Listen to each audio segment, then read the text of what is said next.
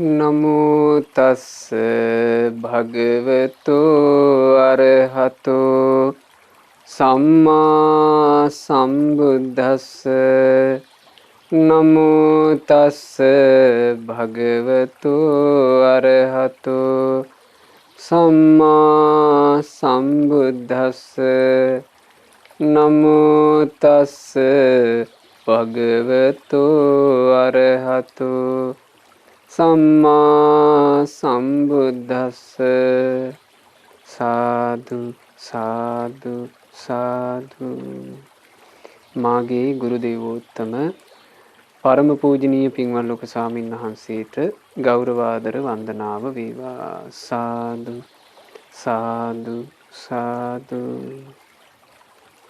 ශ්‍රද්ධාවන්ත වාසනාවන්ත පින්වතුනි, අද මේ ධර්ම දේශනාවට දායකත්වයේ දරන්නේ ඕස්ට්‍රේලියාවේ මෙල්බර්න් නුවර පදිංචි පින්වත් නිසිත මුදලිගේ, දිල්රුක්ෂි මුදලිගේ, නිවිඳු මුදලිගේ සහ ජනුද්ද මුදලිගේ යන ඒ පින්වතුන්ලා විසින්. පින්වතුනි, පසේබුදු පෙළහර මේ ධර්ම දේශනා මාලාවෙන් පසේබුදුරජාණන් වහන්සේලා කියන ඒ නිකලෙස් මුනිවරුන් ගැන තම තමන් වහන්සේලා තනිවම චතුරාර්ය සත්‍ය ධර්මය අවබෝධ කරගෙන සංසාර දුකින් නිදහස් වෙච්චි ඒ උත්තමයන් වහන්සේලා ගැන අපි ඉගෙන ගන්නේ. මේ හැමදේම අපට අහන්න ලැබෙන්නේ අපගේ මහා කරුණික බුදුරජාණන් වහන්සේ නිසා. බුදු කෙනෙකුගේ උපත ගැන කියනකොට බුදුරජාණන් වහන්සේගේ උපත බුදුරජාණන් වහන්සේ විසින්ම දේශනා කළා. සුඛෝ බුද්ධානං උප්පාදෝ. බුදු කෙනෙකුගේ උපත සැපයකි ලෝකයට. ඒ බුදුරජාණන් වහන්සේගේ උපතේ සැපය බුද්ධෝත්පාද කාලයක් නිසා. බුදුරජාණන් වහන්සේ මේ වෙනකොට පිරිනොම් පා වදාරලා තිබුණත් අපටත් දැනෙනවා. අපි බුද්ධෝත්පාද කාලයක උපන්න නිසා නේද පින්වතුනි, බුදුමුවින්ම වදාළ බුදුරජාණන් වහන්සේගේ ගුණ කඳ අහලා අපි හිත පහදව ගන්නේ. බුදු මුවින්මයි බුදුරජාණන් වහන්සේ තමන් වහන්සේගේ ගුණ වදාළේ. මොකද ඒක වෙන කෙනෙකුට දකින්න බැරි නිසා. බුද්ධ විෂය අචින්තනීයයි, වෙන කිසිවෙකුට හිතා ගන්න බෑ. බුද්ධෝපි බුද්ධස්ස බණීය වන්න. ඒ ගුණ ගැන කතා කරනකොට ඒ ගුණ ගැන දේශනාවේ තියෙනවා මේ ගාථාව. බුද්ධෝපි බුද්ධස්ස බණීය වන්න.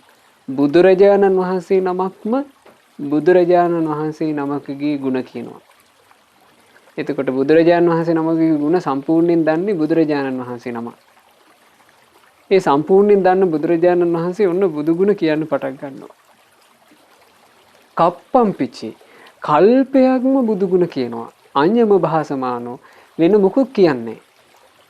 කල්පයක් තිස්සේම බුදු ගුණ විතරක් දේශනා කරනවා, වෙන මොකුත් දේශනා නොකර. කීයේත කප්පෝ චිර දීඝ මන්තරේ.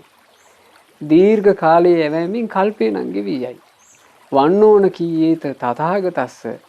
හැබැයි බුදුරජාණන් වහන්සේටවත් බුදු ගුණ කියලා ඉවර කරන්න බෑ කියනවා.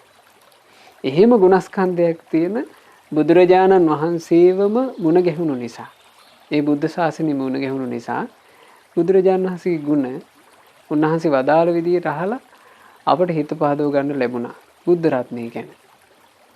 ඊළඟට බුදුරජාණන් වහන්සේ නිසාමයි ඒ නිකලෙස් මහරහත් මුනිවරු ගැන, හැබෑම රහතන් වහන්සේලා ගැන අපි ඇහුවේ.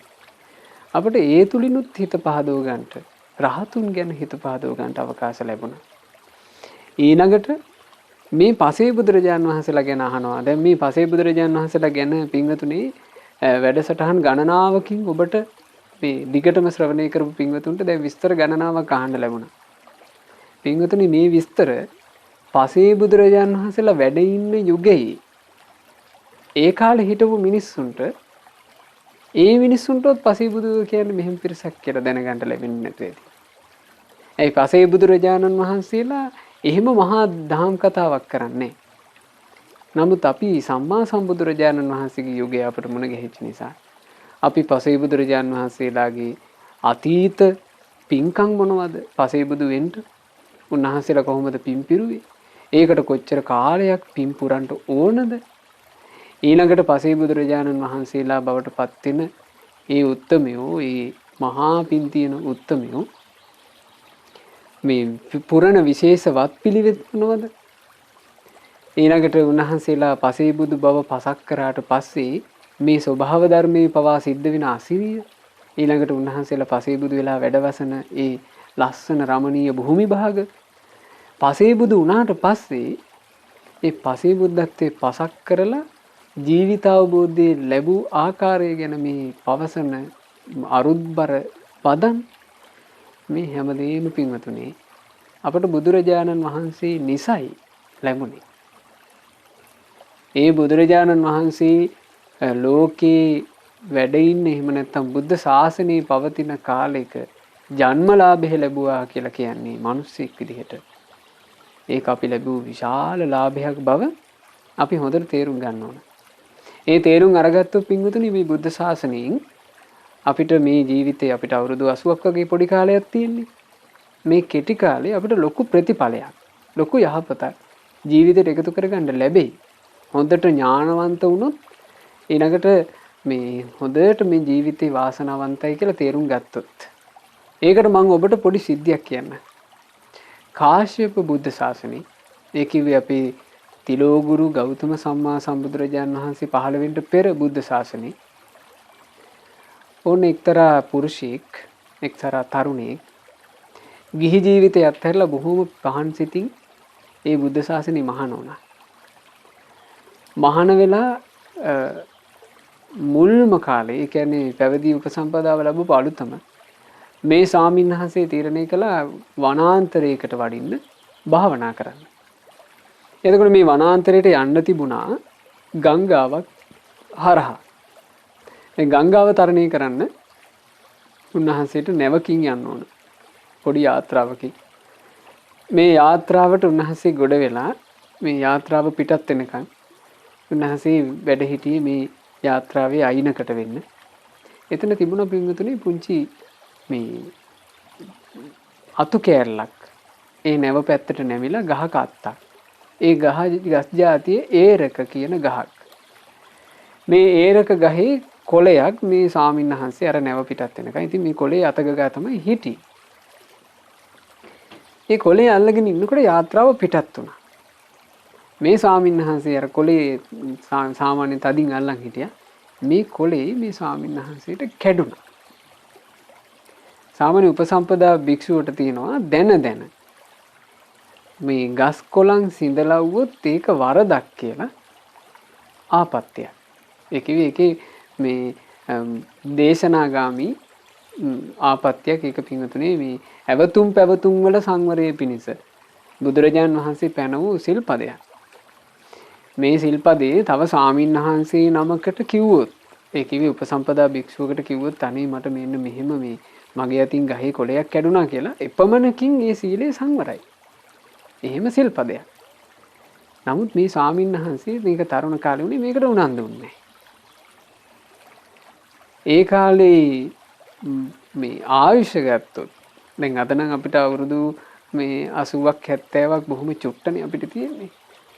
ඒ කාලේ ආයුෂය තිබුණා 20000ක්. මේ ස්වාමීන් වහන්සේ තමන්ගේ ජීවිත කාලේ ඉතින් සාමාන්‍යයෙන් මහාන වෙලා අඩු ගානේ අවුරුදු 16000ක් මේ කාලයක්වත් සිල් පුරන්නේ නැතිනේ. සිල් පිරුවා. සිල් පිරුවාට මොකද දැන් උන්වහන්සේ ඔන්න බොහොම වයසයි. දැන් කලුරිය කරන්න ළඟයි. උන්වහන්සේ කාලක්‍රියා කරන්න ලං වෙනකොට ඒ කියන්නේ උන්වහන්සේ අපවත් වෙන්න ලං වෙනකොට මේ ඒරක කොළේ මතක් වුණානේ. උන්වහන්සේ අනිත් කාලේ පුරාවට මේ පුරපු සිල් ඒවා ඔක්කොම අමතක වුණා. අර ඒරක කොළේ මතක් වුණා. දැන් උන්වහන්සේගේ හිතට හිතෙනවා නේ මට මේ සිල්පදේ සංවර කරගන්න බැරුව ගියානේ. කීකේ මේ নানা ප්‍රකාර හිතුවිලි හිත එහෙම්ම උන්වහන්සේ කලුරිය කළා. ඒ අපවත් වෙලා මෙහින් නිදා පිබිදියක් වගේ අර පසුතැවුණු හිතින් හිටපු නිසා නිදා පිබිදියක් වගේ උපන්නේ නාගලෝකේ. නාගලෝකේ කියලා කියන්නේ තිරිසන් අපාය. හැබැයි මහානුභාව සම්පන්න නාගරාජෙක්.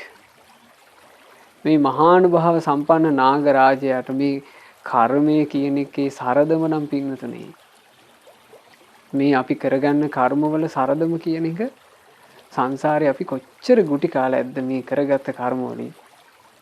මේ ස්වාමින්වහන්සේට කියන්නේ මේ ස්වාමින්වහන්සේට අතෑර ගන්න බැරුව තිබුණේ ඒරක කොළේනේ. බලන්න මේ නාග ලෝකයේ උපදිනකොට මේ කර්මය නිකන් විහිළු කරනවා වගේ ජීවිත කාලෙම රිදවන්න වගේ කර්මයට නම යෙදුනා මේ නාගරාජයාගේ නම ඒරකපත්ත නාරජු. එතකොට මැරෙනකන් මැරෙන මොහොතේ අතහැර ගන්න බැරි වෙච්චි දේත් ඒරක කොළේ. බලන්න වින්තුනේ නාග ලෝකෙ ඉපදිලා නාරජුරවන්ට නම ලැබෙනවා. ඒ නමත් ඒරකපත්ත ඒරක කොළේ. ඒ ඒරකපත්ත නාරජු කියන නම ආමන්ත්‍රණය වෙනකොටම Tamanට වෙච්ච එක මතක් වුණා. මතක් වෙලා දැන් හරි වේදනයි හිතට. හිතට හරි වේදනයි මෙච්චර කාලයක් සිල් පුරලත් අයියෝ මට මේ තිරිසන් ලෝකෙන් උඩට පැන ගන්න බැරි වුණානේ කියන හිත තිබ්බා. දැන් මේ manuss ලෝකේ අහිමි වෙච්ච කෙනා මේ manuss ලෝකේ පහළට වැටිච්ච කෙනා තමයි දැන් මේ වටිනාකම තේරුම් ගන්න මේ manuss ලෝකේ කියන එකේ. දැන් මේ ඒරකපත්ත නාරජුරවන්ට හරි උවමනාවක් තියෙනවා ආයේ manuss ලෝකෙට එන්න. ඒරකපත්ත නාරජුරව කල්පනා කළා මම manuss ලෝකෙට පැන ගන්න ඕනේ කොහොම හරි. මේ නාග ලෝකේ ආයුෂය ගත්තාම දීර්ඝ ආයුෂ. ඕක හිත ඉන්නකොට ඒරකපත්ත නාරජුරුව මේ කාශ්‍යප බුද්ධ ශාසනේ ඒ බුදුරජාණන් වහන්සේ පිරිනොම් පෑවා කාශ්‍යප බුද්ධ ශාසනේ අතුරුදහන් වුණා ලෝකෙ. දැන් නාරජුරුවන්ට හරියින් පාළුයි දැන් මොකද නාරජුරුවෝ බුද්ධ ශාසනය කියන එක ගැන දන්න කෙනෙක්. ඒ නිසා නාරජුරුවෝ මේ නාරජුරුවන්ට පිනට නාග මානවකාවක් ඒ කියන්නේ දුවක් දියණියක් පහළ වුණා හරි ලස්සනයි කියනවා. මේ දියණියට නාරජුරුවෝ මෙහෙම කිව්වා දුවේ මම ඔබට ගාථාවක් උගන්වනවා කවියක්. ඔබ මේ කවිය අඩමාසයකට වරක් මනුස්ස ලෝකෙට ගිහිල්ලා මේ කවිය කී කී ඔබ නටන්න ඕන. මනුස්ස දුවකගේ වෙස් අරගෙන ඔබ නටන්න ඕන. ඒ කවියේ තියෙන ප්‍රශ්නයක්. ඒ ප්‍රශ්නයට දෙන උත්තරේ ඔබ ඇවිල්ලා මට කියන්න ඕන. එතකොට මේ දැන් නාග මානවිකාව මේ නාග දුව හැම අඩ මාසයකට වරක්ම නටනවා කියනවා මනුස්ස ලෝකෙට ගිහිල්ලා මේ මනුස්ස ලෝකේ මිනිස් දුවකගේ වෙස් අරන් හැබැයි නටන්නේ නාග මානවිකාව හරි ලස්සන නැටුම කියනවා මිනිස්සු මේ මහා විශාලයට රොක් වෙලා මේක බලනවා මේකේ අහන්නේ ප්‍රශ්නයක් නටනටම ගීතයක් කියනවා ඒ ගීතය තුල තියෙනවා ප්‍රශ්නයක් ඇයි මේ ප්‍රශ්නේ අහන්න කිව්වේ මේ ප්‍රශ්නේ තියෙන්නේ බුදු කෙනෙකුගේ ශාසනයක් තුල විතරක් හරියට විසඳන්න පුළුවන් ගැටලුවක්. මේක වෙන කෙනෙකුට විසඳන්න බෑ. ඔය නටන කාලේ වෙනකොට අර කාශ්‍යප බුද්ධ ශාසනයේ අතුරුදහන් වෙලා මිනිසයාගේ ආයුෂ පරිහානි ආදී මේ මහා සිදුවීම් ටික සිද්ධ වෙලා ඒ කිව්වේ අවුරුදු ලක්ෂ ගාණක් කෝටි ගාණක් ගත වෙලා කොටින්ම මේ පොළොව යොදුනක් වැඩිලා ගෞතම බුදුරජාණන් වහන්සේ පහළ වුණා. තාම ඒරකපත්ත නාරජුරුවෝ තමන්ගේ නම ගැනත් හූල්ල නාගලෝකේ. ඒ නාගලෝකේ ඉන්නකොට ඔන්න මානවිකාව දැන් නටනවා අර පුරුද්දට හැමදාම නටනවා. ඉතින් විශේෂයක් උනේ නැහැ. හැබැයි ගෞතම බුදුරජාණන් වහන්සේ පහළ වෙලා ඒ කාලේ ඔන්න නාගමානවිකාව නටනවා. නටන ගමන් ප්‍රශ්නය අහුවා. අර මේ නටපු මේ නර්තනයේට තරුණ කොල්ලෙක්ගේ හිත ඇදිලා ගියා. මේ කොල්ලාට මේ නාගමානවිකාත් එක්ක සම්බන්ධයක් හදාගන්න හිතක් ඇති වුණා. ඒ සම්බන්ධය හදාගන්න හොඳම ක්‍රමය තමයි මේ කවියට උත්තර කවියක් කියන එක. මේ කොල්ලා මේ ප්‍රශ්න කවිය මේ පද හතර පාඩම් කරගත්තා. ගිහින් රහතන් වහන්සේ නමකකින් යවුවා. ආපහු මේ රහතන් වහන්සේ ඉතින් මේක ධර්මයේ තුල තියෙන ගැටලුවක් මේ අහන්නේ. එතකොට රහතන් වහන්සේ ඔක විසඳලා මේක ගිහින් කියන්න කිව්වා. එතකොට මේ කොල්ලා ඊළඟ අඩ දවස් 15 වෙනකම් බලන් හිටියා. ඔන්න කොහෙද නටන්නේ කියලා ආරංචි වුණා. ගිහිල්ලා මේ නාග මානවිකා කැරකි කැරකි නටනට මේ කවිය කියනකොට මේ කොල්ලත් නටනට උත්තර කවිය කිව්වා. ඒ කවිය මේ නාග මානවිකාව ඇවිල්ලා තමන්ගේ පියාවන ඒරකපත්ත නාරජ්ජුරුවන්ට කියනවා. කිව්ව ගමන් නාරජ්ජුරුවන්ට තේරුණා මේ කවිපදවලට පිළිතුරු ගාථාව හරියටම දෙන්න නම් බුදු කෙනෙක් පහළ වෙලා කියලා සතුටින් පිනා ගියා. ඒ භාග්‍යවත් බුදුරජාණන් වහන්සේ දෙව්රම් විහෙරේ වැඩ ඉන්නවා කියලා ආරංචි වුණා. බුදුරජාණන් වහන්සේ ළඟට මනුස්ස වේශයක් මවාගෙන එනවා. ඇවිල්ලා භාග්‍යතුන් වහන්සේගේ පාකමල් යුග අභියස පිංගතුනේ මහා හඬා වැළපිල්ලක් සිද්ධ කළා කියනවා. අනේ ස්වාමීනි මට මේ නස්පැත්ති වුණා. මේ ඒක කොලයක් අතහැර ගන්න බැරුව ස්වාමීනි මට මේ උතුම් මනුස්ස ජීවිතය අහිමි වුණා. අනේ ස්වාමීනි මට බුද්ධ ශාසනයෙන් ඵලයක් ලබා ගන්නට බැරුව ගියා කියලා මේ මහා විලාප තියෙන ඇඬුවා. ඉතින් බුදුරජාණන් වහන්සේ ඒ වෙලාවේ ගාථාවක් වදාරා. කිච්චෝ මනුස්ස පටිලාභෝ ඇත්ත නාරජතුමනි මනුස්ස ජීවිතේ ඊටාම දුර්ලභ එකක්. එතකොට පින්වතුනි ඔබත් මමත් මේ ලබලා තියෙන ජීවිතය කියන්නේ දුර්ලභ එකක් මේක. මේක දුර්ලභයි. මනුස්ස ජීවිතය කියන එක විතරකුත් දුර්ලභයි. කිච්ඡං මච්ඡාන ජීවිතං. නමුත් මනුස්ස ජීවිතය කියන එක ගත කරන්න තියෙන ටිකක් අමාරුයි. දැන් මේක දුෂ්කරව ලබන මේ ජීවිතේ ගෙවන්න තියෙන ටිකක් අමාරු වෙන්නේ. මොකද සැප දුක් දෙකේම දෝලණය වෙවි නොයේක් ප්‍රශ්න මැද නොයේක් අරගල මැද තමයි අපිට ජීවත් වෙන්න වෙලා තියෙන්නේ. දුර්ලභව ලබන මේ ජීවිතේ වුණත් අපිට ටිකක් වෙහෙස කරයි. කිච්චෝ සද්ධම්ම සවණං. බුදුරජාණන් වහන්සේ වදාළ නාරජතුමනි ඊට වඩා හැබැයි දුර්ලභ එකක් තියෙනවා. ඒ තමයි බණ අහන්න ලැබෙන එක. ධර්ම කතාව කියන එක ඊට වඩා දුර්ලභ එකක්. සද්ධර්ම ශ්‍රවණය දුර්ලභ එකක්. එතකොට මේ ශ්‍රද්ධා රූපවාහිනිය ආරම්භ වුණාට පස්සේ මේ 8 අවුරුද්දක විතර කාලේ ඔබට මේ රූපවාහිනියමුත් ඒ දුර්ලභ දේ අහන්න ලැබෙනවා. ඒ දුර්ලභ දේ අහන්න ලැබෙනකොට ගොඩාක් හිතෙන්න පුළුවන් මේක ඉතින් හරි විරලයි නෝ කියලා. නෑ මේක දුර්ලභ එකක්. දැන් අපි හිතමු පින්වතුනි මණික කියලා කියන්නේ මාණික්ක එහෙම නැත්නම් දියමන්ති කියලා කියන්නේ වටින එකක් නේ. වටිනා ඊට දුර්ලභ එකක්. අපි හිතමු මිනිස්සුෙකුට දියමන්ති ගොඩාක් තියෙනවා කියලා. දියමන්ති ගොඩාක් තිබුණා කියලා වටිනාකම වෙනස් වෙනවද? වටිනාකමේ වෙනසක් නෑ. ඒ වගේ ධර්ම කතාව කියන්නේ ධර්මය අහන්න ලැබීම කියන්නේ දුර්ලභ එකක්. ඔය ඔක්කොටම වඩා දුර්ලභයි කිව්වා කිච්චෝ බුද්ධානං උප්පාදෝ. බුදු කෙනෙකුගේ උපත. ඒ බුදුරජාණන් වහන්සේගේ උපතත් දැන් භාග්‍යවත් බුදුරජාණන් වහන්සේ පහළ වෙලා මේ මිහි මණ්ඩල සනසමින් වැඩ ඉඳලා බුදුරජාණන් වහන්සේ පිරිනුවම් පා වදාළ නිසා අදිෂ්ඨාන කොට පිරිනුවම් පා වදාළ නිසා ඒ බුදුරජාණන් වහන්සේගේ ධාතුන් වහන්සේලා අපිට දැකලා වඳින්න ඊළඟට ධාතුන් වහන්සේලා වැඩ ඉන්න සෑය වඳින්න අපිට අවකාශ සැලසিলা බුදුරජාණන් වහන්සේ වඳිනවා හා සමානව වන්දනා කරයි. ඊළඟට බුදුරජාණන් වහන්සේගේ මුව මණ්ඩලින් වදාළ දහම් පද අපට ඊටාම පිරිසිදු ආරක්ෂා වෙලා සංඝ පරපුරින් ඇවිල්ලා අපිට අහන්න ලැබෙනවා. දුර්ලභ දෙයක් අපිට ලැබිලා. මේ මනුස්ස ජීවිතේ නිසා පින්වතුනි මේ දුර්ලභකම අපි අඳුනගත්තොත් ඒ දුර්ලභ මනුස්ස ජීවිතය තුළ අපි හරියට නුවණ මෙහෙවා ගත්තොත් අපිට ලොකු යහපතක් සලස ගන්න පුළුවන්. ඉතින් අර නාරජ්ජුරන්ට බුදුරජාණන් වහන්සේ එදා වදාරනවා දැන් භාග්‍යතුන් වහන්සේ ඒ නාරජ්ජුරන්ට කිව්වේ මෙහෙම. නාරජතුමනි මේ මනුස්ස ජීවිතේ දුර්ලභ හින්දා මෙහෙම කරන්න කිව්වා. අද ඉඳලා හොඳට උපෝසතේ සමාදන් වෙන්න කිව්වා. සිල් රකින්න කිව්වා. උපෝසත සිල් සමාදන් වෙලා ටිකක් අමාරුයි කිව්වා නාග ලෝකෙ මේක කරගන්න. නමුත් උපෝසත සිල් සමාදන් වෙලා ඒ සිල් ආරක්ෂා කර කර හැමදාම පතන්න කිව්වා මිනිස්සෙක් වෙන්න ලැබේවා කියලා. මනුස්ස ජීවිතේ පතන්න කිව්වා. මොකද මනුස්ස ජීවිතයට ආවොත් බුදු කෙනෙක් ඉන්න කාලෙක ධර්මයක් අහලා හිත පහදවගෙන පින පුරා ගන්න පුළුවන්. ඒ නිසා පින්වතුනි ඒ බුදු කෙනෙකුගේ දහම් පද ඇසුරින් අපි මේ පසේ බුදුවරු ගැන අහන්නේ. මේවා භාග්‍යවත් බුදුරජාණන් වහන්සේ පහළ නොවුණා නම් බුද්ධ ශාසනය මුණද නොගැහුණා නම් නාම මාත්‍රිකවවත් අහන්න නොලැබෙන දේවල්. නිසා හිත සන්තෝෂ කරගන්න හිත පහදව ගන්න මේ පසේ බුදුරජාණන් වහන්සේලා ගැන අద్භූත සමහර විස්මයජනක තොරතුරු අපි ඔබට කියලා දුන්නා. ඒ හැමදේම හැබැයි වදාළේ භාග්‍යතුන් වහන්සේ.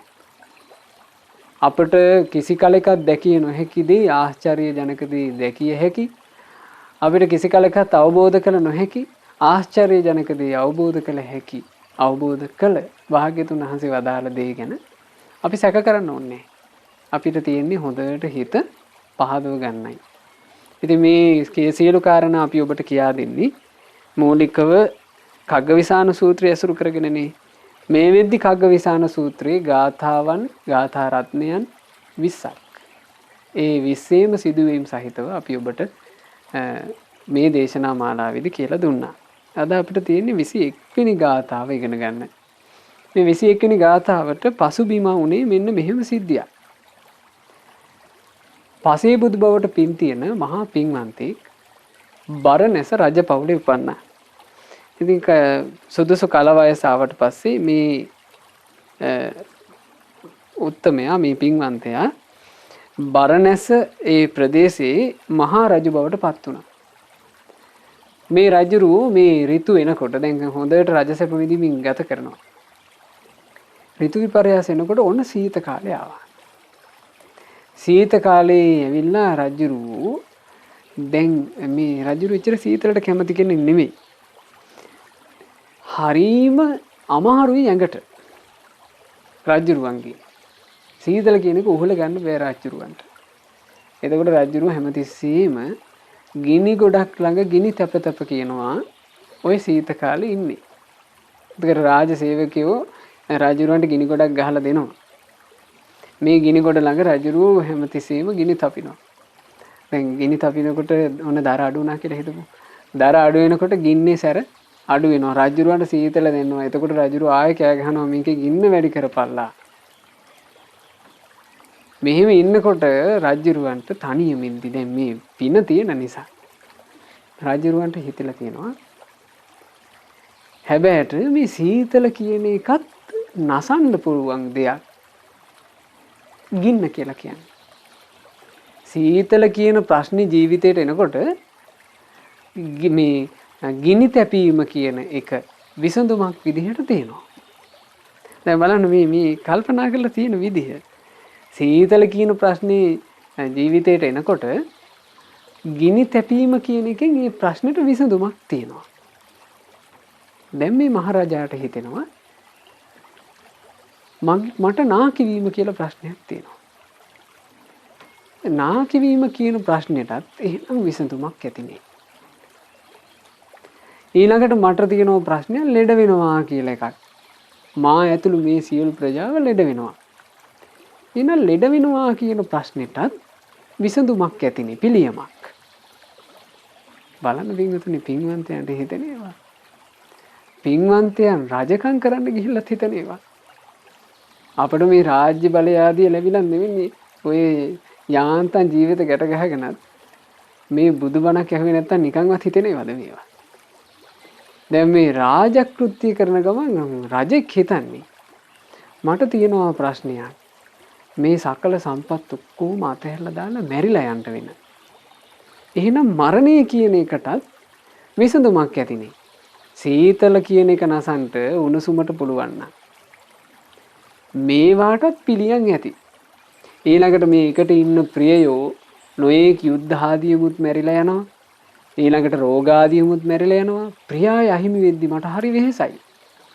මේ වෙහෙස නසන්ටත් පිළියමක් ඇතිනේ.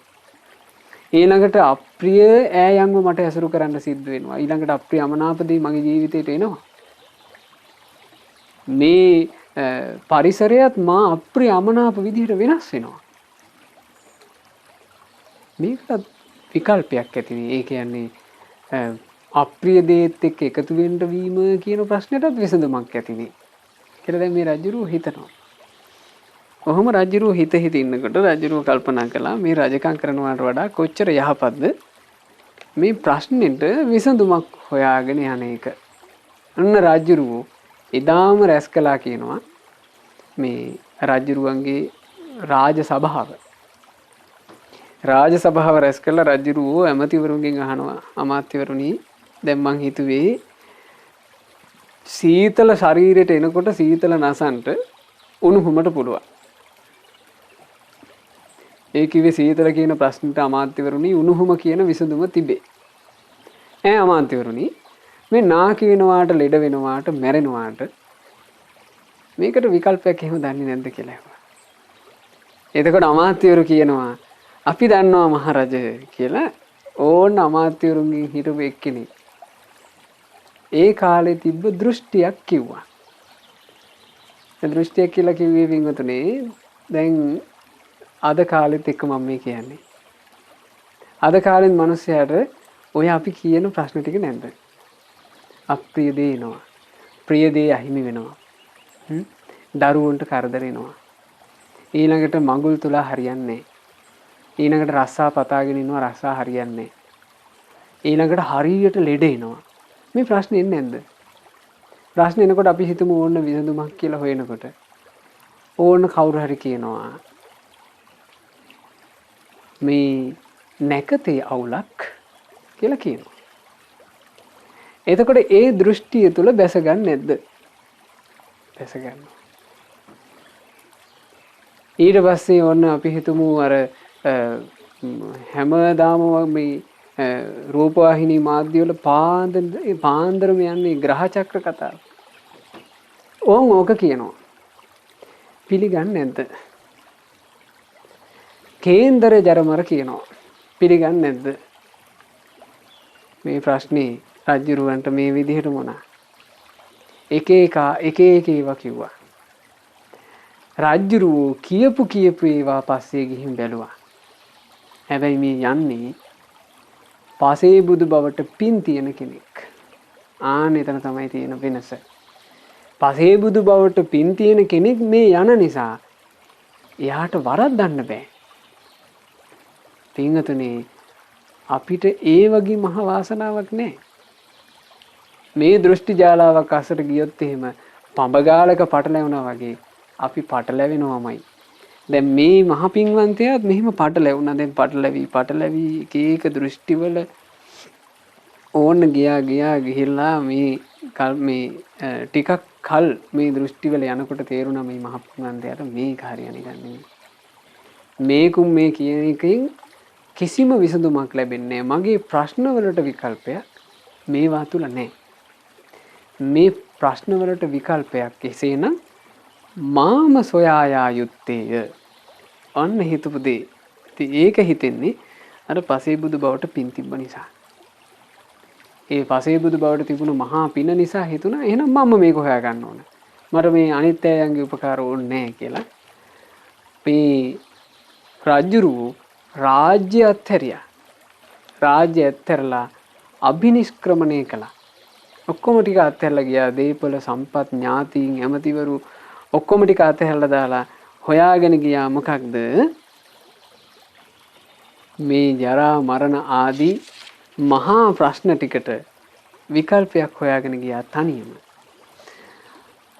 ඒ තනියම හොයාගෙන ගියපු ගමන ඉතින් පසේ බුදුවරුන්ට ඕන කරන්න පින්වතුනි මේ පසේ බුදුරජාණන් වහන්සේලා ගැන අපි උපමා කරන්නේ හැමතිස්සෙම අර කඟ වේනගේ හිස මත තියෙන තනි අඟටනේ. පසේ බුදුවරුන්ට ඕන කරන්නේ හුදෙකලාව. තනි වෙච්ච ගමන් අවබෝධයට පරිසරය හැදෙනවා. අර රජමාලිගාව අත්හැරලා ගිහිල්ලා තනි වුණා. තනි වෙලා ඉතින් ඔය දඹදිව කොහේ හෝ කැලේක හොඳට දැහැන් වැටුවා. හොඳට හිත එකඟ වුණා.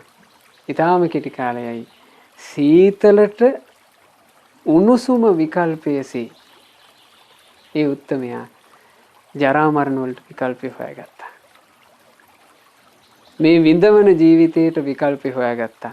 ශෝක තැවුල් වලට මේ විකල්පය හොයාගත්තා. මොකක්ද ඒ විකල්පය? අමෘත නිවන. නිවන හොයාගත්තා. ඒ නිවනට කියනවනේ අජර. මේ ජරාව කියන ප්‍රශ්නේ නැති නිසා නිවනට කියනවා අජර. ලෙඩ වෙනවා කියන ප්‍රශ්නේ නිවනේ තුල නැති නිසා කියනවා අභ්‍යාදෙහි. මැරෙනවා කියන ප්‍රශ්නේ නිවන තුල නැහැ. ඒ නිසා කියනවා අමරණ. ඊළඟට මේ නිවන තුල ශෝකේ නැහැ. ඒ නිසා නිවනට කියනවා අශෝක. නිර්වාණය තුල වැළපෙනවා කියන කාරණේ නෑ. ඒ නිසා කියනවා අපරිදේව. නිවන තුල දුක නෑ. ඒ නිසා කියනවා අදුක්ඛ. නිවන තුල මේ හදවත දවන දොම්නස නෑ. ඒ නිසා නිවනට කියනවා අදෝමනස්ස. නිවන කියලා කියන්නේ සාන්තිය. ඒ සැනසුම තනියම හොයාගත්තා. තනියම අවබෝධ කළා. ඒ තනියම අවබෝධ කරන නිසා ඒ තනිව අවබෝධ කිරීමට කියන වචනේ තමයි පච්චේක බුද්ධ. පසේ බුදුරජාණන් වහන්සේ බවට පත් වුණා. දැන් මේ පසේ බුදුරජාණන් වහන්සේ මෙහි කොහේ හෝ වනයේක පහළ වෙනකොට ඒ පසේ බුදුරජාණන් වහන්සේ වෙනුවෙන් සබහා දහමේ වෙන අපූර්වත්වයේ අතරේ ප්‍රධාන විස්මය මොකක්ද? ගන්ධමාදන පර්වතයේ ළඟ තියෙන මංජූසක වෘක්ෂය. ආන්ගේ මංජූසක ගහේ රන් මල පිපුණා. රන් මල පිපෙනකොට පසේ බුදුරජාණන් වහන්සේලා පහළ වෙලා පරණ වැඩ හිටපු පසේ බුදුරජාණන් වහන්සේලා එකතු වුණා. දැන් මේ පසේ බුදුවරු මඟ බලාගෙන ඉන්නවා. අර අභිනවයෙන් පහළ වෙච්ච පසේ බුදුරජාණන් වහන්සේ වඩිනකම්. ඔන්න ඒ පසේ බුදුරජාණන් වහන්සේ එතෙන්ට වැඩියා. වැඩියාම අහනවා ආයෂ්මතුනි ඔබට මේ තනිවම මේ අවබෝධය කරා යන්න ඔබට නිමිති වෙච්ච දේ මොකද්ද? ආන්නේ වෙලාවේ වදාළ ගාථාව. දිට්ඨි විසුකානි උපාතිවත්තු පත්තෝ නියාමං පටිලද්ද මග්ගෝ uppන්න ඥානොම්හි අනඤ්ඤනේයෝ ඒකෝචරේ කග්ග විසාන කප්පෝ. උන්වහන්සේ අවබෝධය ගැන ඔන්න ඔය විදිහට කිව්වේ. බලන්න මේ සිංහල තේරුම.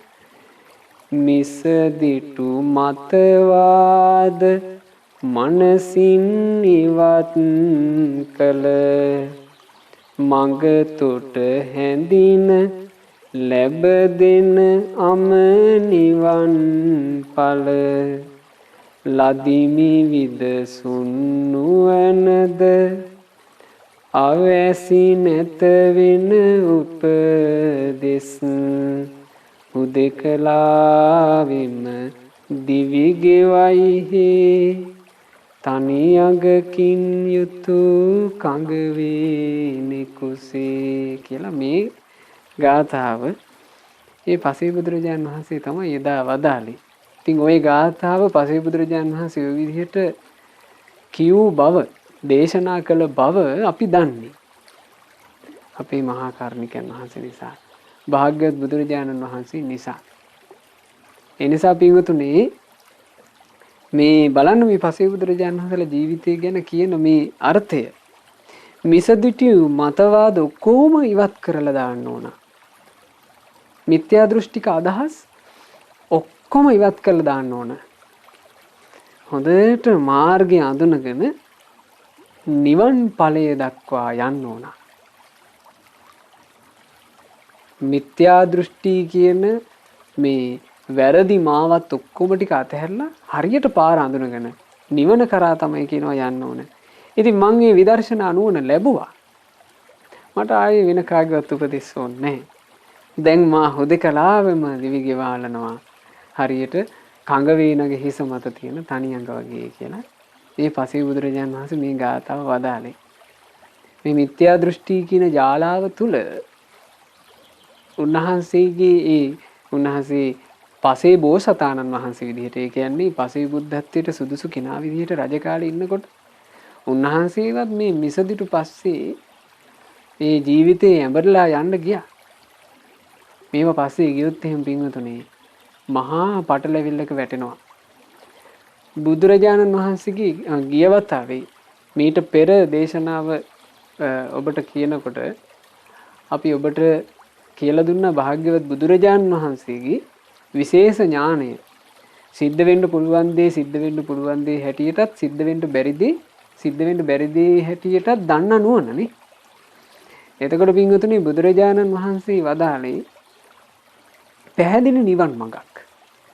මේ පැහැදිලි නිවන් මඟ තියෙද්දී මේ මිත්‍යා දෘෂ්ටි කියන අඳුර තුල අපිට කවදාවත් සත්‍යයක් හොයාගන්න බෑ.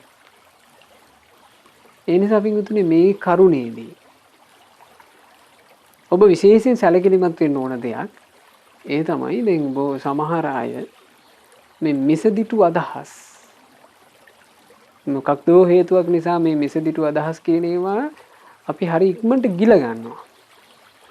අපි හරි ඉක්මනට ඒවා හිතනවා ඇත්ත. ඒ වගේත් ඇත්තක් ඇති. අපි එහෙම හිතන්නේ නැද්ද ඔය? නැකත් කේන්දර ආදී ඔය එක එක දේවල් තියෙනකොට අපි හිතනවා ඕවත් ඉතින් ඇත්තක් ඇති ඔය වගේත් කියලා අපි හිතනවා. ඒ අපිට හිතෙන මේ හිතවිල්ලම කවුරු හරි ප්‍රශ්නයක් විමසනකොට අපි කියනවා නෑ ඉවත් කරන්න ඕනේ ඒ වගේ පොඩි පොඩි තියෙනවා ඉතින් එහෙම පැත්තක් කියලා අපි කියනවා. පින්වතුනි මේ පෙන්නුවේ හරි පාරක්ද වැරදි පාරක්ද? වැරදි පාරක්. පාර වරද්දන්න ඉන්නේ නැහැත්තේ. කිසි කෙනෙකුගේ පාර අපේ අදහසකින් වචනයකින් වළක්වන්න එපා. එහෙම වළක්වන්න එපා කියන්නේ එසේ පාර වළක්වන එක සංසාර ගමනේ අපේ පාර වැහිලා යන්න හේතු වෙනවා. දැන් මේ පසේ බුදුරජාණන් වහන්සේ බවට බත් වෙච්ච මේ පින්වන්තයා බලන්න අනිත් කවුරු පාර වරද්දන්න හැදුවත් වැරදි පාරකට යොමු වෙන්නේ පින තියෙනවා. වැරදි පාරකට යොමු වෙන්නේ පින තියෙනවා. ඒ පින විසින් කොහොම හරි පාරට දැම්මා තමන්ම අවබෝධ කළානේ.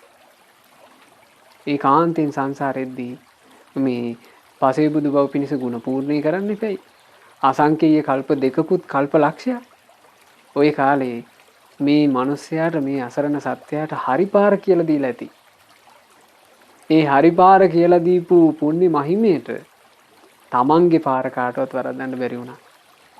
හැබැයි අපි පින්වතුනේ අපේ අදහසකින් කාගේ හරි පාර වරද්දවුවොත් ඒ පාර වරද්දන්න උත්සාහ කළොත් වැරදි පාරක් පෙන්නුවොත් නොමගක් පෙන්නුවොත් මේ හොඳට ආලෝකයේ තියෙද්දී අඳුරක් පෙන්නුවොත් අපිට අඳුරම උරුම වෙයි.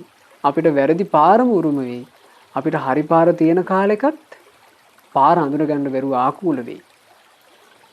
ඒ නිසා කවදාම මේ මිසදිටු දේවල් පස්සේ ඔබ ඔය දන්න කියන අයව මේ සමාදම් කරවන ඒවා තම තමන්ගේ ගොඩක් මේ කටින්ද නසා ගන්නවා. කට කියන්නේ තමන්ගේ තියෙන ඒකට අපි මොකද්ද කියන්නේ? ඒකට අපි සාමාන්‍ය වචන කියන්නේ පඬිතුකම කියලා. තමන්ගේ පඬිතුකම් නිසා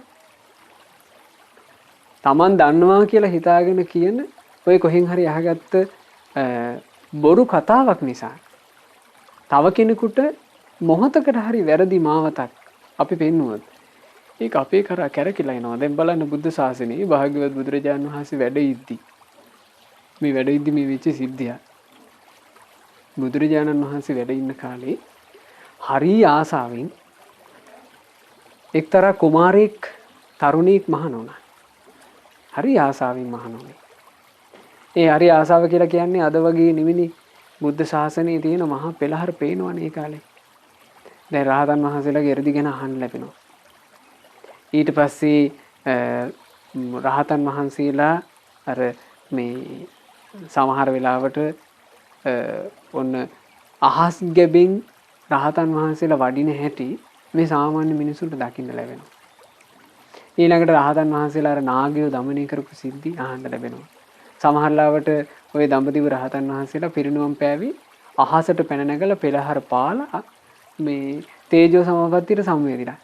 එතකොට මිනිසුන්ට ඕවා දකින්න ලැබෙනවා. එතකොට මේ ධර්මයට කැමති කෙනෙකුට ආස හිතෙනවා අනේ මටත් මගේ ජීවිතේ මෙහෙම හදාගන්න හිතෙනවා කියලා. ඉතින් මේ තරුණයා එහෙම මහාන උනේ ආසාවෙන්. ආසාවෙන් මහාන වෙලා දැන් භාවනා කරන්න උත්සාහ කරනවා මොහොතකටවත් එක ඒ කතාවේ කියවෙන හැටියට පින්වතුනි මොහොතක් සමහරට අපි ඔය මේ අපි භාවනා කරනකොට අපි මේ මෛත්‍රී භාවනාව ආදී කරනකොට අපේ හිත යම් විනාඩි කිහිපයකට හරි එකඟ වෙනවනේ. එහෙම එකඟතාවයක්වත් එහෙම සැනසෙල්ලක්වත් නැති වුණා. උන්වහන්සේ දැස් පියාගත්ත ගමන් කාම හිතුවිලිමයි එන්නේ. ලාමක හිතුවිලිමයි එන්නේ. ලස්සන රූප මේ සරාගී රූප දකින්න ලැබෙනවා. ඇස් දෙක පියාගත්ත ගමන් පේන්න ගන්නවා. ඇවිස්සිල්ලමයි එන්නේ. ඒ උන්වහන්සේ හරි වේදනාවෙන් උන්වහන්සේ හිතුවා ඉතින් කල් යනකොට මේක හරියයි කියලා ඔන්න භාවනා කරනවා. භාවනා කරන්න මහන්සි වෙනවා. ඉතින් භාවනා කිරීමක් නැහැ. කල් යනකොට හරියයි කියලා හැම ස්වාමීන් වහන්සේ නමකගෙන්ම පත්කඩේ එලේල උපදෙස් අරන් තියනවා නේ ස්වාමීනි මේකට මම මොකද කරන්නේ කියලා. ඉතින් ස්වාමීන් වහන්සේලා ධර්මයේ කී උපදෙස් දෙනවා. ඒක කරන්න බලනවා හරියන්නේ. මෙහෙම වින්තුනේ සුළු කාලයක් නෙවෙයි. අවුරුදු 25ක්. අවුරුදු 25ක් මහන්සි වුණා. හරියයි. මට හරියට මේක කරගන්න පුළුවන් වෙයි කිය අවුරුදු 25ක් ගත කළා. අවුරුදු 25ක් කියලා කියන එක මෙහෙම තේරුම් ගන්නකෝ. ඒ තරුණයා මහණ වුණේ අවුරුදු 25න් නම් අවුරුදු 25 තරුණයා නම් සිවුරු පොරව ගත්තේ. වයස අවුරුදු කීය වෙනකන් මහන්සි වුණාද? වයස අවුරුදු මේ 50 මහල්ලා වෙනකන් මහන්සි වුණා. මහන්සි වුණාට චූට්ටක් නිමේෂයක් හිත එකඟ වෙන්නේ. අන්තිමේ කල්පනා කළා මේ විදිහට විඳවනවට වඩා මේ මිනිස්සු දෙන දානේ වළඳලා දැන් මේ ස්වාමීන් වහන්සේට හිතෙන එක. මිනිස්සු දෙන දානේ වළඳලා මේ නරක ඒවා හිත ඉන්නවට වඩා මට හොඳයි මැරෙන එක. මං හොඳ කුසල් හිතක හිත පිහිටුවගෙන මේ සිවුරත් පරවගෙන මට බෑ කවදාවත් සිවුර මේ ඇරලා ලාමක ගිහියෙක් වෙන්න. මං සිවුරු පරවගෙන මං කලුරිය කරනවා කියලා හිතුවා. හිතලා ඔය හිතුවිල්ලෙන් ඔන්න උන්වහන්සේ යනවා බොහොම බර කල්පනාව යනකොට මේ ආරාමික ස්වාමීන් වහන්සේලා කලබලයක්. කුටියක් ළඟ කලබලයක්. ලං වුණාම මේ බලනකොට ස්වාමීන් වහන්සේලා ඔන්න කලගෙඩියක් අතේ තියන් ඉන්නවා. ඇහුවා ආයතනතුනි මොකෝ මේ කලබලේ මොකද්ද මේ කලේ කියලා ඇහුවා. මේ අතක් විතර ඇති මහ විශාල නාගයා මේ කුටිය ඇතුලේ අපි ඇල්ලුවා කිව්වා. දැන් මේ මුට්ටිය ඇතුලේ ඉන්නවා කිව්වා. මේ කියනකොටම අර ස්වාමීන් වහන්සේට හිතක් උපන්නා. එහෙනම් හරි. මට මැරෙන්න පුළුවන්. කිව්වා ආයස්මතුනි ඔබ වහන්සේලා කරදර වෙන්න ඕනේ නැහැ. ওই මුට්ටිය දෙන්න මට මං කැලේට ගිහිල්ලා මේකව අතහැරලා එන්නම් කිව්වා. එතකොට ඉතින් අර ස්වාමීන් වහන්සේලා ආයතනතුනි පරිස්සමින් මේක හරි විසගොහර එකා කියලා ඔන්න දුන්නා. දැන් ස්වාමීන් වහන්සේ අර මේ කලේ වහලා තියෙන උඩින් කට වහලා මේ ස්වාමීන් වහන්සේ මේක අරගෙන ගියා. ගිහිල්ලා හිමීට අර වහලා තියෙන එක ගැලෙව්වා. ගලවලා දැන් මේ ස්වාමීන් වහන්සේට එකම පැතුමයි තියෙන්නේ මේ සර්පයා දෂ්ට කරලා මම මැරෙන්න ඕනේ. හැබැයි ඒ වෙලාවේ මගේ හිත කුසලයක තියෙන්න ඕනේ. මේ ස්වාමීන් වහන්සේ හොඳට මේ බුදු ගුණවත් හිතලා හිත හොඳට කුසලයක් තුළට ගත්තා. මම බොහොම ශ්‍රද්ධාවෙන් මහාන වෙච්ච කෙනෙක්. මම මෙච්චර කාලයක් හොඳට සිල් ආරක්ෂා කරා කියලා දැන් ඔන්න හොඳට පිං හිතක් හිතේ තියාගෙන මේ සර්පයා දෂ්ට කරන්න කියලා දැම්ම කලේ ඇතුළට අත. අනේ මේක දෂ්ට කරේ නෑ. ඊට පස්සේ මේ ස්වාමීන් වහන්සේ සර්පෙක් කිව්වම පිංගුතුනේ හරි මේ බියජනකයිනේ අපි සමහරට හිරීනේ මේ සර්පයාගේ ශරීරෙත් ඇල්ලුවා. ඒත් මේක දෂ්ට කරන්නේ. අවසානයේ මේ ස්වාමීන් වහන්සේ මේ සර්පයාගේ ශරීරය හොම අත ගාලා ඔළුව හොයාගත්තා. ඔළුව හොයාගෙන ඔළුව මිරිකුවා. මෙහෙම අදෂ්ට කරයි කියලා. ඒත් මේක අදෂ්ට කෙරේ නෑ. ඊට පස්සේ ඔළුවෙන් ඇදලා අරගෙන කැලේට විසික් කළා.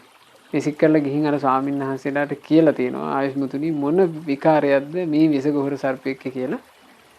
ඒකා විසගොහරෙක් නෙවෙයි කිව්වා.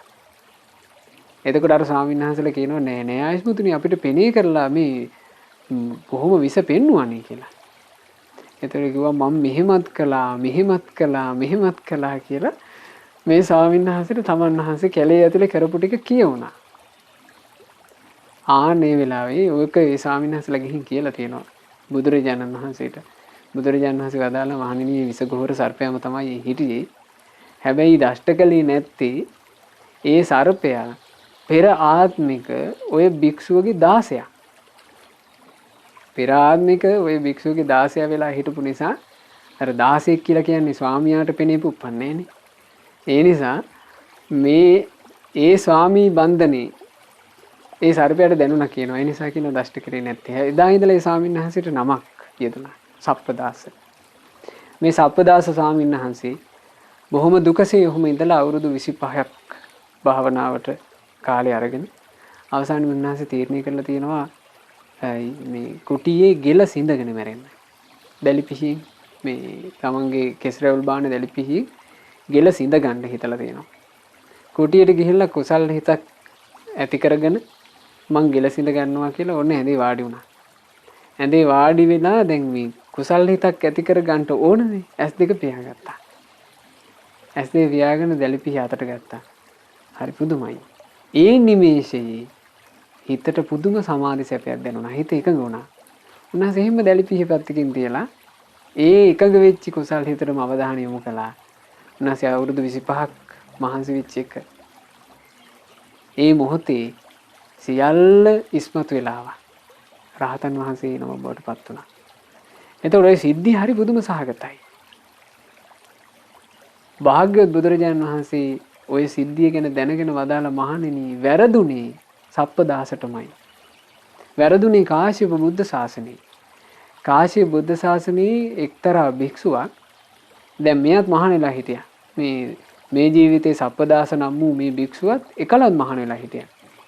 ඒ මහාන වෙලා ඉන්නකොට ඔන්න එක්තරා භික්ෂුන් වහන්සේ නමක් කුටියට ඇවිල්ලා කිව්වා ආයුෂ්මතුනි මට හරි අමාරුයි. මං මේ විවාහ වෙලා හිටපු කෙනෙක් මං නෝනව දාලා ආවේ. මට මගේ බිරිඳ මතක් වෙනවායි කිව්වා. එතකොට මේ සප්පදාස ස්වාමීන් වහන්සේ කියන්නේ ඒ කාලේ කාශ්‍යප බුද්ධ කාලේ පැවිද්දේ ගුණ කියලා අර හිත මේ දුරු කරගන්න උදව් කරලා තියෙනවා.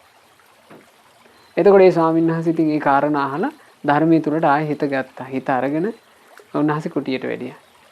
දැන් මේ ස්වාමීන් වහන්සේට ඒ කියන්නේ උපදෙස් දීපු ස්වාමීන් වහන්සේට හවස හිතෙනවා දැන් අර භික්ෂුව කොහොමද දන්නේ හොඳින් ඉන්නවද දන්නේ පොඩ්ඩක් ගිහින් බලන්න ඕනේ කියලා ඔන්න දහවල් කාලේ කුටිය පැත්තට යනවා ඒ භික්ෂුව ඉන්න කුටියට. ඒ කුටිය පැත්තට යනකොට මේ භික්ෂුන් වහන්සේ තමන්ගේ කුටිය අස් කරනවා. කුටිය අස් කරන්න කුටියේ තිබ්බ බඩු මුට්ටු ටික ඔක්කොම එළියට දාලා. මේ එළියට දාපු බඩු මුට්ටු තලේ ලස්සන ශ්‍රමණ පිරිකර තියෙනවා. ලස්සන ශ්‍රමණ පිරිකර දැන් ලස්සන දේවල් වලට අපි ආසනේ. මේ ලස්සන જાතිය එක එක පිරිකර මේ ස්වාමින්වහන්සේ ළඟ තියෙනවා.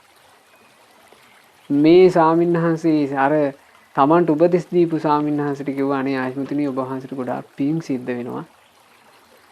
මම මේ අද යන්න හිටපු කෙනා ඉතින් ඔබ වහන්සේ කියපු නිසායි මම මේ ආයේ පැවිද්දේ හිත අලවගෙන මං ගියා නම් මේ ඔක්කොම බඩු මුට්ටු ටික මං ඔබ වහන්සේට දීලා යන්න කියලා හිතන් හිටියේ කියලා කිව්වා. ඒ කිව්ව ගමන් මේ ස්වාමීන් වහන්සේට අර බඩු මුට්ටු ගැන ආසාව ඇති වුණා. ආසාව ඇති වෙලා කියනවා නෑ ඉතින් ආයුෂ්මතුනි මේ තනි වෙලා කැලේකට වෙලා මේ මෙහෙම ඉන්නවටත් වඩා ඉතින් තමන්ටම කියලා බෙරිදක් ඉන්නවා නම් තමන්ට උයලා දෙන්න කෙනෙක් ඉන්නවා නම් ඉතින් කොච්චර එකද කියලා දැන් ඔන්න ආයෙ කියන්න පටන් ගත්තා ගිහි ජීවිතේ ගුණ. ගිහි ජීවිතය ගැන කතා කරනකොට අර ස්වාමීන් වහන්සේ මේ තුවාලේ තියෙන කෙනාගේ තුවාලේ හරනවා වගේනේ. මේ ස්වාමීන් වහන්සේට ආයෙ අමාරු වුණා. හැබැයි අමාරු වෙනකොටම තේරුණා මේ ස්වාමීන් වහන්සේ දැන් මට මේ කියන්නේ අනුකම්පාවෙන් නෙමෙයි. ඒ නිසා ඒකට අවධානය යොමු කළේ නැහැ. ඒ අවධානය යොමු නොකොට උන්වහන්සේ කොහොම හරි දින්න උන්වහන්සේ සිවුරු ඇල්ල යන්න හදපු භික්ෂුව ඒ ජීවිතේ හිත හොඳට තැම්පත් කරගෙන රහතන් වහන්සේ නම බවට පත් වෙනවා. උන්වහන්සේ අරහත්ත්වයටපත් නොවී පින්වතුනේ එදා සිවුරු ඇරලා ගියා නම් ඒ කර්මයේ ගොඩක් බරපතල වෙනවා. එදා ඒ දීපු මේ විනාඩි කීපයක් ඒ නොමගකට යොමු කරන්න කතා කරපු වචන ටික අවුරුදු 25ක් සමාධි මාත්‍රයක ලබන්න නොහැකි වෙන්න හේතු වුණා. ඒ නිසා අපි කිව්වේ මේ කිසි කෙනෙක්ව නොමගකට යොමු කරන දේවල් වලට නම් ඔබේ වචන පාවිච්චි කරන්න එපා. ඔබත් පින්වතුනි හොඳට නුවණින් යුක්ත වෙන්න. නුවණින් යුක්ත වෙලා හොඳ නුවණකින් මේ ජීවිතය ගත කරන්න. නුවණකින් ජීවිතය ගත කරනවා කියලා කියන එක ලබන අධ්‍යාපනයෙන් ගන්න පුළුවන් එකක් නෙමෙයි. ඊළඟට ධනයෙන් බලයෙන් ගන්න පුළුවන් එකක් නෙවෙයි. නුවණ කියලා කියන්නේ මේ බුද්ධ ශාසනයක් තුළ ජීවිතේ අවබෝධ කරපු ශාස්ත්‍රූන් වහන්සේ වදාළ විදිහට ජීවිතය දකින්න පුළුවන් නම් ආනේක නුවණ. ඒ නුවණට උපකාර වෙන්න මේ ජීවිතය ගැන දකින්න ඕන ප්‍රධාන දෙයක් මම ඔබට කියන්න. ඒ ප්‍රධාන දේ තමයි ජීවිතය ගැන මේ ආකල්ප ඔබ අනිවාර්යෙන් ඇති කරගත යුතුයි. ඒ තමයි දම්පැන් පූජා කිරීමේ විපාක තියෙනවා කියන අදහස හොඳට හිතේ පිහිටුවගෙන හොඳට දන් දෙන්න. පුද සත්කාර කිරීමේ විපාක තියෙනවා කියන එක හොඳට තේරුම් අරගෙන පුද සත්කාර කර කර මේ ජීවිතේ ගත කරන්න. ඊළඟට මේ සේවා කටයුතු ආදී විපාක තියෙනවා කියන එක හොඳට පිළිගන්න. ඒ දෘෂ්ටි ඇති කරගෙන සෑය බෝධි ආදියට පුද සත්කාර කර කර සේවා කටයුතු කර කර සංඝයාට සේවා කටයුතු කර කර ජීවිතේ පින්පුරව ගන්න. පොඩි කාලේ පින්වතුනි තියෙන්නේ. ඊළඟට හොඳ අදහසකට ඉන්න. මේ ජීවිතේ අපි හොදක් කරොත් හොඳ විපාක, නරකක් කරොත් නරක විපාක කියලා. ඊළඟ එක තමයි අම්මා කියලා විශේෂ කෙනෙක්, පියා කියලා විශේෂ කෙනෙක් ඉන්න බව. මේ කෝටියක් ගෑනු පිරිමි අතරේ අපට අම්මා තාත්තා කියලා ඉන්නේ දෙන්නයි. ඒ දෙන්න විශේෂ කොට සලකලා ඒ දෙන්නාට උපස්ථාන කරලා තමන්ගේ ජීවිතේ පින්පුරව ගන්න. ඊළඟට මෙලොවක් පරලොවක් තියෙනවා. ආන්නේ විශ්වාසෙට එන්න. එතකොට මෙලොව යහපත් කරගන්නත් පරලොව යහපත් කරගන්නත් ඔබ මහන්සි වෙයි. ඊළඟට ඕපපාතික උපත පිළිගන්න. අපි මේ ජීවිතේ අපට වැරදුනොත් අපිට ඕපපාතිකව නිරේ പ്രേත ලෝකේ ආදී උපදින්න වෙනවා. අපි මේ ජීවිතේ හොඳට හදාගත්තොත් අපි ඕපපාතිකව අපට දෙවියන් අතර බඹුන් අතර උපදින්න අවකාශ තියෙනවා. ඊළඟ දේ තමයි මේ සියල්ලම අවබෝධයෙන් දේශනා කරන තුන් ලෝකාග්‍ර භාග්‍යවත් බුදුරජාණන් වහන්සේලා ලෝකේ පහළ වෙනවා කියන දෘෂ්ටිය. මේ දෘෂ්ටිය හරි එක. මේ දෘෂ්ටියට ඇවිල්ලා ජීවත් වුණොත් ඔබේ ජීවිතේට යහපතමයි සිද්ධ වෙන්නේ. නිසා ඒ මහා කරුණික භාග්‍යවත් බුදුරජාණන් වහන්සේ නිසායි අපි මේ විදිහට පසේ බුදුවරු ගැන ඉගෙන ගත්තේ. පසේ බුදුවරු ගැන කාරණා මේ විදිහට අහලා බුදුරජාණන් වහන්සේ වදාළ විදිහටම බුදුරජාණන් වහන්සේ පසේ බුදුවරු ගැන දේශනා කරලා ඉසිගිලි සූත්‍රයේදී වදාළනේ. මහන්නී පසේ බුදුරජාණන් වහන්සේලා නිකලෙස් සිතින් වැඩ ඉඳලා පිරිනුවම් පෑවා. ඒ පිරිනුවම් පෑයි වදාළ පසේ බුදුරජාණන් වහන්සේලාට පරිනිබ්බුතේ වන්ද තප්පමෙය්‍යාති. මහන්නේ නිතර වඳින්න කියලා. ඒ නිසා ඒ පසේ බුදුරජාණන් වහන්සේලාට අපගේ වන්දනාව වේවා. සාදු සාදු සාදු. ධර්ම දේශනාව තුළින් ජනිත සියලු පින් දෙවියෝ අනුමෝදන් වෙත්වා. අපගේ ඉෂ්ඨකාමී දෙවිවරු ප්‍රධාන පින් අනුමෝදන් වන දෙවියෝ තවදුරටත් දිව්‍ය සැපයටම පත්වෙත්වා. දෙවියන්ගේ ආරක්ෂාව නොඅඩුවම අපට සලසත්වා. දෙවියෝද සංසාර දුකින් අත මිදෙත්වා. සාදු සාදු සාදු. රැස් කළා වූ සියලුම පුණ්‍ය ධර්මයන් ගුරු දේවෝත්තම පින්වත් ලොකු ස්වාමීන් වහන්සේට අනුමෝදන් වෙලා නිදුක් නිරෝග සුවය දීර්ඝායුෂ වේවා. මේ ගෞතම බුද්ධ ශාසනයේම උතුම් චතුරාර්ය සත්‍ය ධර්මයේ පරිපූර්ණ වශයෙන්ම අවබෝධ කරගන්නට වාසනාව ලැබෙත්වා. සාදු සාදු සාදු. මේ රැස් කළා වූ සීලෝම පුණ්‍ය ධර්මයන් මහමෙවුනා වාසී රටලෝක වාසී මහා සංඝරුවනට අනගාരികා මෑණිවරුන්ටත් පැවිදි අපේක්ෂාවෙන් සිටින පින්වත් හැම දෙනාටත් අනුමෝදන්ව ගෞතම සසුනේම අමා නිවනින් සැනසෙත්වා. සාදු සාදු සාදු. අද දායකත්වයන් එකතු කරන මේ සොපින්නතුල්ලාගේ නමින් මියයන්ට යෙදුණු සියලු ඥාතීන්ටත් ඔබ අප හැම දිනාගේ නමින් මියගිය ඥාතීන්ටත් පින් අනුමෝදන් වෙලා ඥාතීන්ගේ පරලෝක ජීවිතයේ සැපයටපත් වෙත්වා කියන අදහසින් ඥාතීන්ට පින් අනුමෝදන් කරන්න. සුජීවත්ව සිටින අද දායකත්වය එකතු කරන ඕස්ට්‍රේලියාවේ මෙල්බන් නුවර පදිංචි පින්වත් නිසිත මුදලිගේ, දිල්රුක්ෂි මුදලිගේ, නිවිඳු මුදලිගේ සහ ජනුදි මුදලිගේ යන පින්වතුන් බලාපොරොත්තු වෙනවා. සුජීවත්ව සිටින දෙමාපියන්ට නිදුක් නිරෝග සුවය සහ උතුම් ධර්මාවබෝධය පිණිසම මේ පින් හේතු වේවා කියන ප්‍රාර්ථනාව. ඒ වගේම පවුලේ සෑම සියලු දෙනාට මේ සියලු පින්වල ආශිර්වාදයෙන් නිදුක් නිරෝග සුවය සහ දීර්ඝායුෂ සැලසේවා. නිරතුරුවම උතුම් කල්යාණ මිත්‍ර ඇසුර ලැබීම පිණිසත් චතුරාර්ය සත්‍ය ධර්මය අවබෝධය පිණිසත් මේ පින් හේතු වේවා කියන ප්‍රාර්ථනාව. ඉතින් මේ ධර්ම දානමේ පින්කමට දායක වුණ පින්වතුන් හැම දෙනාගේ පවුල්වල සෑම සියලු දෙනාට ඒ පින්වතුන්ලා සෑම සියලු දෙනාට සියලු යහපත සැලසේවා. කල්යාණ මිත්‍ර ඇසුරම ලැබේවා. ගෞතම සාසනයේ ධර්ම අවබෝධ කරගන්න ලැබේවා. සාදු සාදු සාදු. ශ්‍රද්ධා මාසික ධර්ම දාන සමාජිකවන්ට ශ්‍රද්ධා කාර්ය මණ්ඩලයේ සෑම සියලු දෙනාට ඒ වගේම සුපින්වත් ඔබට මේ සියලුම පින්වල ආශිර්වාදයෙන් සියලු යහපතම සැලසේවා. ගෞතම ශාසනය තුළ සුවසේ පින් කරගන්නටත් සුවසේම ධර්මයේ හැසිරෙන්නටත් ඔබට ගෞතම ශාසනයේ චතුරාර්ය සත්‍ය ධර්මය සුවසේම අවබෝධ කරගන්නටත් ලැබේවා. හැම දිනාටම තෙරුවන් සරණයි. නමෝ බුද්ධාය. මෙවැනි වටිනා ධර්මදේශනා ශ්‍රවණය කිරීමට ශ්‍රද්ධා ඩේලි YouTube චැනලය සබස්ක්‍රයිබ් කරන්න.